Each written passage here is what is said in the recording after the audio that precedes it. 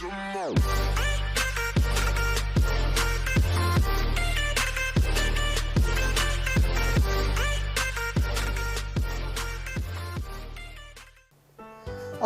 halo. Jadi kita hari ini akan melanjutkan pembahasan kita tentang senyawa hidrokarbon ya. Makanya di sini saya bilang hidrokarbon kedua. Nah, apa yang kita akan bahas di sini? Kita akan membahas tentang yang namanya jenis dengan pengelompokan. Kemudian habis itu kita akan membahas tentang kegunaan dari masing-masing pengelompokan hidrokarbon itu, dan dilanjutkan yang terakhir itu adalah dari manfaat dan hidrokarbon yang bisa kita temukan di kehidupan sehari-hari. Kamu sudah siap? Yuk kita mulai. Oke, kita mulai dengan jenis dan pengelompokan. Sebenarnya ini sudah sedikit dibahas di pertemuan atau di video-video sebelumnya. Video yang sebelumnya, hidrokarbon 1 ya. Jadi yang pertama itu kita akan membahas yang namanya karbon berdasarkan jumlah ikatan dengan karbon lainnya. Masih ingat gak? Jadi di sini kalau ketika berikatan dengan karbon lainnya, maka karbonnya itu bisa dibagi menjadi 4, yaitu primer, sekunder, tersier, dan kuartener. Nah, sekarang kita lihat ya.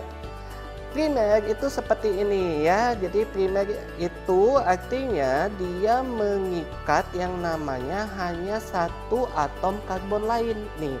Jadi ini karbon ini mengikat 3H dan mengikat satu karbon. Maka karbon ini kita sebut dengan karbon primer. Kemudian sekunder, ini adalah karbon sekunder. Mengapa? Karena dia mengikat 2 karbon. Karbon 1, karbon 2. Jadi karbon ini mengikat 2 buah karbon, maka kita sebut dengan karbon ini adalah karbon sekunder. Karbon ini mengikat 3 karbon lain. 1, 2, 3. Maka karbon ini kita sebut dengan karbon tersier. Dan selanjutnya yang terakhir kita adalah karbon kuartener. Ini mengikat 4 karbon lainnya. 1, 2, 3, dan 4. Oke, jadi udah ada 4 ya. Ada 4 jenis. Primer, sekunder, tersier, kuartener. Oke. Nah, sekarang coba yuk kita lihat yuk. Di sini ini adalah senyawa hidrokarbon. Namanya nanti diabaikan dulu ya, karena kita akan belajar tata nama setelah video-video berikut, video yang kali ini atau materi berikutnya. Oke, sekarang kalau CH3 ini artinya C-nya mengikat 3H dan C ini terikat satu ke C lain, maka C ini kita sebut dengan C primer. C di sini mengikat 2 atom C lain, 1, 2, maka C ini kita sebut dengan C sekunder. C yang ini, C mengikat 3 C lain, maka kita sebut dengan C tersier. Lalu yang kuartener ada nggak? Coba yuk kita cek yuk, ada nggak kuartener? Kuartenernya nggak ada ya. Yang di sini di senyawa ini nggak ada kuartenernya. Nah, selain melihat bagaimana dia mengikat karbon lainnya, sebenarnya untuk menentukan primer, sekunder, tersier atau kuartener, kamu juga bisa melihat dengan jumlah atom H yang diikat. Jadi kalau dia mengikat H-nya 3, berarti kan otomatis cuma satu tangan yang sisa. Nah, satu tangan mengikat C yang lain, maka dia pasti primer. Jadi CH3 pasti primer, CH2 pasti sekunder, CH berarti tersier. Kalau kuartener berarti tidak ada H yang diikat. Seperti itu ya. Jadi yang ini primer, sekunder, tersier, primer, sekunder, tersier, sekunder, primer, sekunder, tersier, primer. Gampang kan? Jadi kalau lihat hanya ada 3 berarti otomatis primer. Kalau hanya 2 berarti dia sekunder. Kalau hanya 1 berarti tersier. Kalau nggak ada H sama sekali berarti kuartener. Pinter. Good. Selanjutnya kita akan melihat namanya jenis atom karbon berdasarkan jenis ikatan antar C-nya. Jadi kalau kemarin juga sudah dibahas ya. Di sini kalau kita lihat strukturnya semua adalah ikatan tunggal, maka ini adalah alkana. Alkana itu adalah senyawa hidrokarbon alifatik jenuh. Alifatik apa? Rantai terbuka. Jenuh apa? Nanti. Habis ini kita akan bahas ya. Jadi ini tunggal, kemudian ini ada rangkap 1, maka kita sebut dengan nama alkena. Kemudian ada yang rangkap 3, kita sebut dengan nama alkuna. Oke ya. Nah, kalau dia alkana dia itu jenuh, kalau alkena dan alkuna dia alifatik tak jenuh. Masih ingat alifatik? Rantai terbuka ya, karena tidak ada siklik di sini, tidak ada yang melingkar. Karena dia rantai lurus, maka kita sebut dengan alifatik. Nah, jenuh dan tak jenuh. Yuk kita bahas. Pernah nggak sih kamu melihat yang namanya olive oil dijual? Warnanya apa? Warnanya kuning keemasan kan? Bagus banget kan? Warnanya cerah banget kan? Yuk sekarang kita bandingkan dengan yang namanya minyak jelantah. Warnanya apa? Gelap toh, butek kan? Seperti itu kan ya. Jadi beda banget kan? Apa sih yang membedakannya gitu ya? Apa sih yang membedakannya? Nah, kandungan dari minyak itu sebenarnya adalah senyawa hidrokarbon. Nah, hidrokarbon yang namanya yang warna kuning tadi, yang warnanya kuning keemasan kayak di olive oil, itu artinya minyak itu mengandung hidrokarbon yang banyak sekali ikatan rangkapnya. Oke, banyak sekali ikatan rangkapnya. Tapi kalau minyak jelantah itu sudah banyak ikatan rangkap yang sudah terputus. Jadi awal-awal minyak kalau kita beli pasti kuningnya bagus juga dong, kuning keemasan. Tapi setelah kita pakai untuk goreng, dipanaskan, apa yang terjadi? Warnanya kegelapan. Kenapa kegelapan? Karena artinya ikatan rangkap yang terjadi yang ada di dalam minyak goreng itu sudah putus. Jadi dari yang awalnya jenuh, nah minyak ini nih, minyak olive ini artinya banyak sekali nih minyak yang kandungan hidrokarbon yang minyak tak jenuhnya atau karbon tak jenuhnya tuh banyak di sini. Kemudian ketika dipanaskan maka akan menjadi minyak yang jenuh, artinya hidrokarbonnya rangkapnya banyak yang putus menjadi tunggal. Gitu ya. Nah, istilah jenuh dan tidak jenuh itu dalam bahasa Inggrisnya saturated dengan unsaturated. Pernah dengar nggak?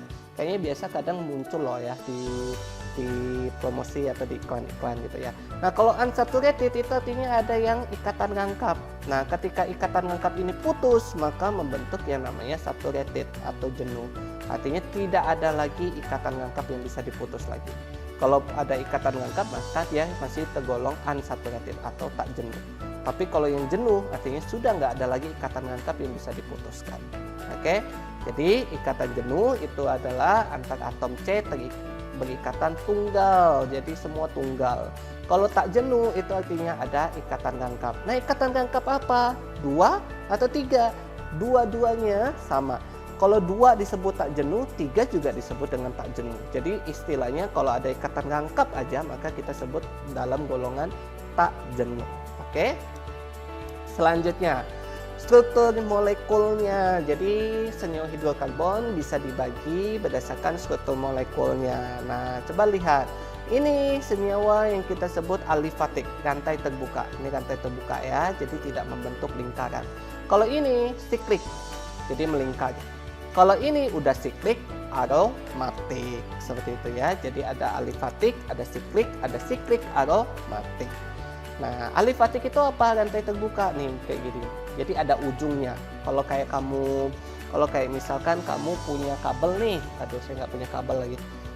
Misalkan ada kabel, ada tali gitu ya, ada tali. Nah, kalau terbuka kayak gitu, berarti dia adalah alifatik. Tapi kalau kamu lengkungkan dan membentuk lingkaran, maka kita sebut dengan alisiklik. Kalau aromatik artinya mengandung ikatan rangkap yang selang-seling atau istilahnya terkonjugasi.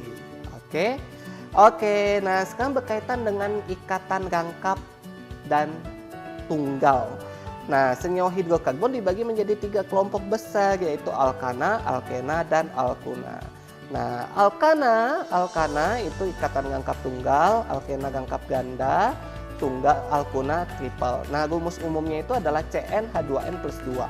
Maksudnya apa? Maksudnya gini, kalau misalkan alkana, misalkan C-nya mengandung 2, misalnya ada 2 C. H yang bisa terikat seberapa banyak? Berarti C2 hanya 2 kali 2 tambah 2. 2 kali 2, 4. 4 tambah 2, 6. Jadi C2H6 gitu. Kalau alkena, misalkan C-nya C2. C2 hanya 2N. Berarti C2H2 kali 2, 4. Berarti C2H4 itu alkena. Kalau alkuna, C2H2N min 2. C2H2 kali 2, 4. 4 dikurangi 2, 2. Betul ya? 4 dikurangi 2, 2 ya. Iya, 4 dikurangi 2, 2. Maka dapat berarti alkuna itu adalah C2H2. Jadi alkana C2H6, alkena C2H4, alkuna C2H2. Jadi itu adalah rumus umumnya. Rumus umum ini untuk menentukan berapa jumlah hidrogen yang bisa diikat dengan jumlah karbon tertentu, seperti itu ya. Oke. Sekarang kita akan bahas apa sih kegunaan alkana. Nah, alkana itu kebanyakan digunakan sebagai bahan bakar, termasuk LPG itu juga termasuk golongan alkana ya. Dapat juga digunakan sebagai pelarut, misalnya metan, N-heksan ya. N-heksan itu salah satu jenis pelarut yang banyak digunakan di kimia organik. Sumber hidrogen dan pelumas, jadi di oli itu biasanya punya alkana. Kalau alkuna fungsinya untuk apa? Nah, itu biasanya digunakan sebagai obat bius kalau dicampur dengan kandungan oksigen. Mematangkan buah itu juga alkena. Bahan baku dari industri plastik, karet sintesis dan juga alkohol. Dan terakhir yang alkuna bisa digunakan dalam proses mengelas besi dan juga baja gitu ya. Dapat digunakan sebagai untuk penerangan dan merupakan sebuah sintesis dari senyawa lain. Artinya bahan ini bisa menjadi bahan untuk sintesis senyawa lain gitu ya. Oke, sekarang kita akan membahas sifat hidrogen secara umum. Secara umum senyawa hidrogen itu mempunyai wujud yang beragam. Ada yang gas, ada yang cair, ada yang padat.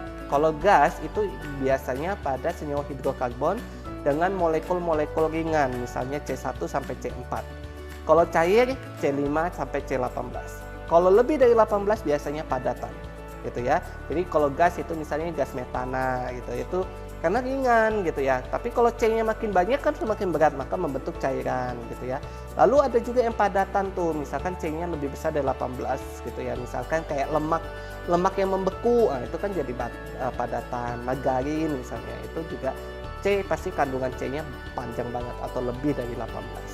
Kemudian sifatnya itu hidrokarbon itu suka larut dalam air. Nah, kebanyakan itu bersifat non-polar ya. Bersifat non-polar, artinya tidak larut di dalam pelarut yang polar, atau kalau kamu campurkan air berarti tidak larut. Contoh misalnya kamu punya air, punya minyak, minyak itu adalah hidrokarbon, kamu coba deh campur ke air, apa yang terjadi? Terpisahkan. Nah, karena apa? Karena hidrokarbon tidak larut di dalam air. Kemudian titik didih dan titik lebur relatif rendah. Kenapa? Karena dia memiliki ikatan kovalen. Kalau yang titik didih dan titik leburnya biasanya ikatan apa? Ikatan ionik.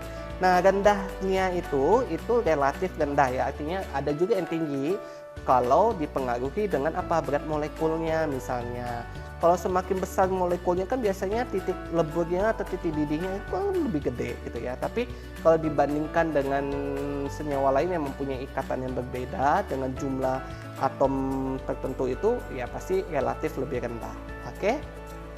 Oke, itu saja untuk hari ini, untuk video kali ini. Terima kasih sudah belajar bersama saya. Nah, jadi di video ini kita sudah membahas apa saja penggolongan, jenis dan penggolongan karbon. Ada karbon primer, sekunder, tersier, dan kuaterner jika ditinjau dari ikatan dengan karbon lainnya. Ada juga alkana, alkuna. Ada yang namanya hidrokarbon jenuh, tak jenuh. Ada yang siklik dengan aromatik, kemudian alifatik. Kemudian kita juga belajar tentang kegunaan senyawa hidrokarbon dan sifat-sifat secara umum dari zat-zat hidrokarbon. Oke, terima kasih. Jadi kalau kamu ada pertanyaan, diingatkan lagi ya. Kalau kamu ada pertanyaan, silakan leave the comment ya di video ini. Nanti kita akan jawab pertanyaan-pertanyaan kamu. Oke, sampai jumpa lagi di video berikutnya. Bye-bye.